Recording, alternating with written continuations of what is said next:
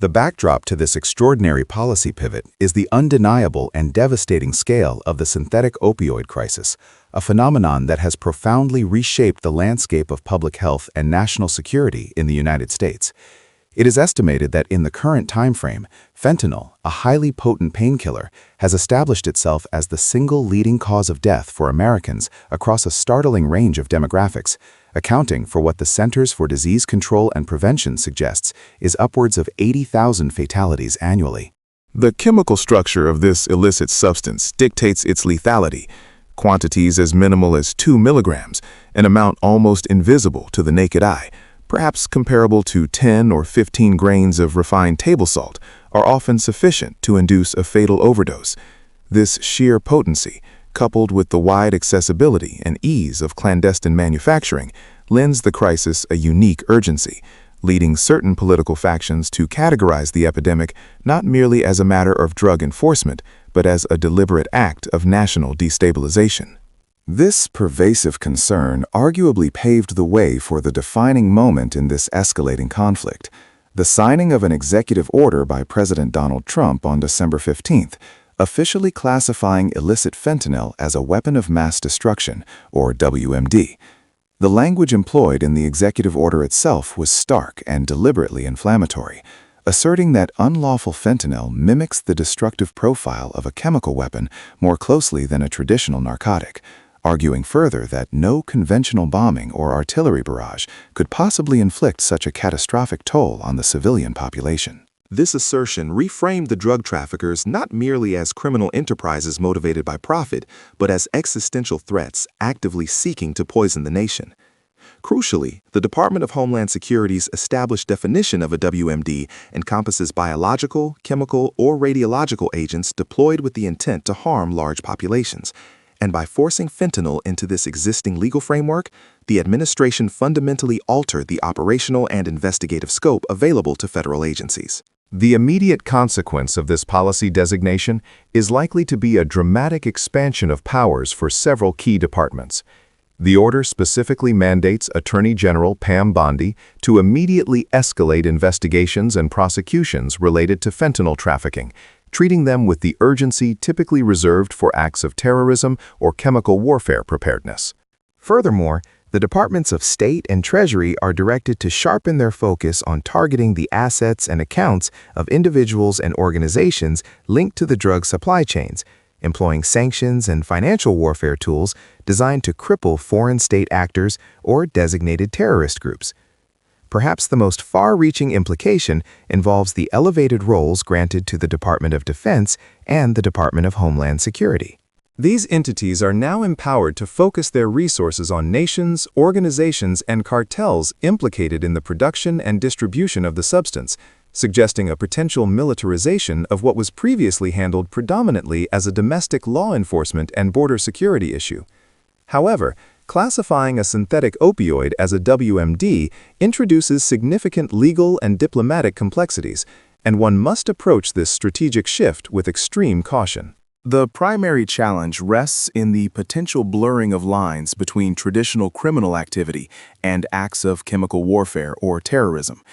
If a substance smuggled for profit is treated identically to a sarin gas attack, there is a risk that the established judicial processes and civil liberties designed for criminal justice may be circumvented by protocols designed for national defense and global counterterrorism operations.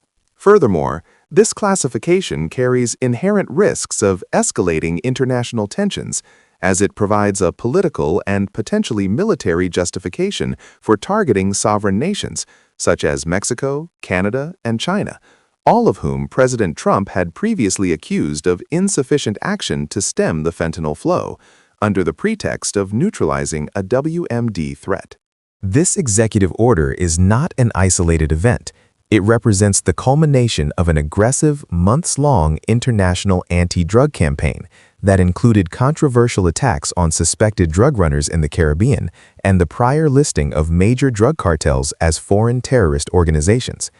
It is likely that this classification is intended to be a strategic lever, providing unprecedented legal authority and leveraging the full spectrum of U.S. national power, military, financial, and diplomatic, to combat an epidemic whose scale, the administration seems to argue, warrants a response equivalent to wartime mobilization.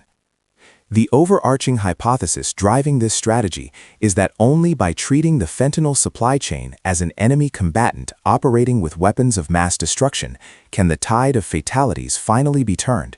Yet the long-term domestic and international repercussions of this policy shift remain profoundly uncertain and mandate careful analysis. The policy shift, however controversial its nomenclature, is rooted deeply in the sheer, undeniable chemical lethality of the substance in question. When evaluating the executive order's justification for designating illicit fentanyl as a weapon of mass destruction, one must immediately confront the objective data regarding its potency. The order explicitly details that illicit fentanyl operates less like a traditional narcotic and more like a chemical agent. To underscore this point, the administration repeatedly highlighted that a fatal dose requires only 2 milligrams, a quantity so minuscule it is functionally undetectable without specialized equipment, often described as equivalent to 10 to 15 grains of fine table salt. This extreme potency immediately distinguishes fentanyl from previous drug epidemics. Unlike heroin or cocaine, where fatalities usually stem from excessive consumption or impurities, fentanyl can cause mass casualties instantaneously and accidentally, merely through inadequate handling or slight miscalculation in manufacturing, mirroring the operational risks associated with hazardous chemical substances. It is this operational parameter, the capacity to inflict widespread, rapid, and indiscriminate death with minimal physical presence, that the policy attempts to address. With current figures indicating that the substance is responsible for over 80,000 American deaths annually, the Trump administration's argument follows a logical, albeit aggressive, path. If a weapon is defined by its capacity to inflict mass harm, then a substance killing tens of thousands, dwarfing the casualties of many conventional military conflicts, merits a reclassification that reflects its destructive capability. The president articulated this stance by suggesting that no bomb or missile has wrought such consequences, framing the opioid crisis not a mere public health failure, but as a sustained, chemically driven assault on the nation's populace. However, the implications of this classification extend far beyond rhetorical emphasis. They fundamentally reshape the operational approach of the U.S. government. By classifying fentanyl as a WMD, the executive order legally empowers agencies traditionally reserved for national security threats, namely the Department of Defense and the Department of Homeland Security, to actively engage in interdicting and neutralizing the supply chain.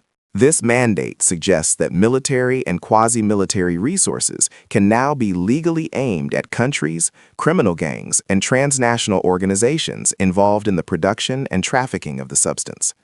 This authorization is complemented by the directive for the Attorney General, Pam Bondi, to immediately escalate investigations and prosecutions related to fentanyl trafficking, treating them with the severity traditionally reserved for chemical weapons proliferation.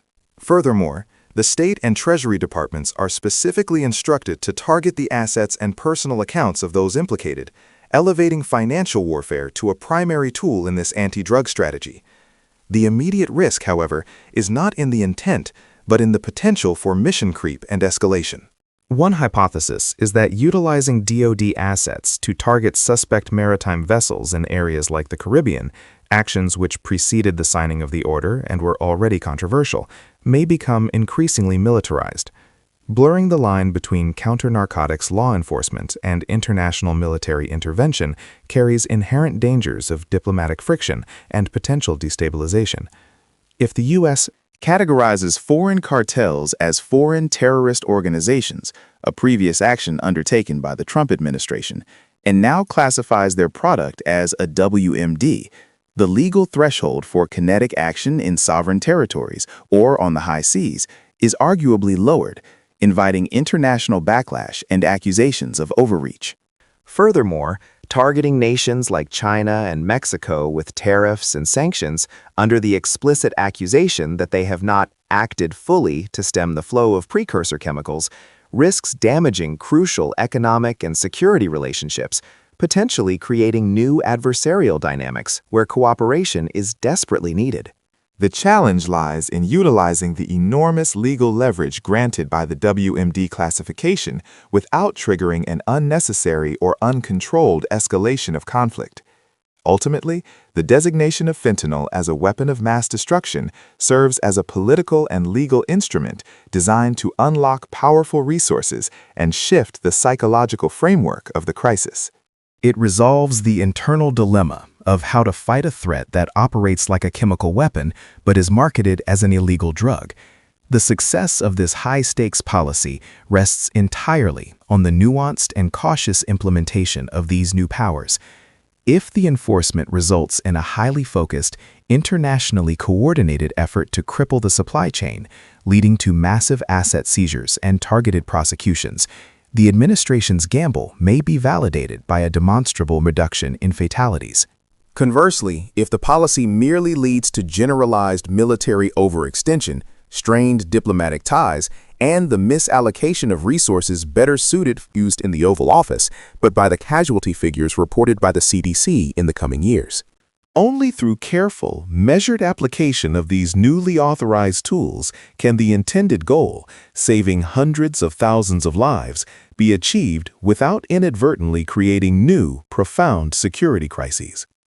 The analysis and commentary provided in this discussion are based on public sources and represent the channel's perspective, intended to foster a cautious and balanced understanding of the significant policy shifts underway.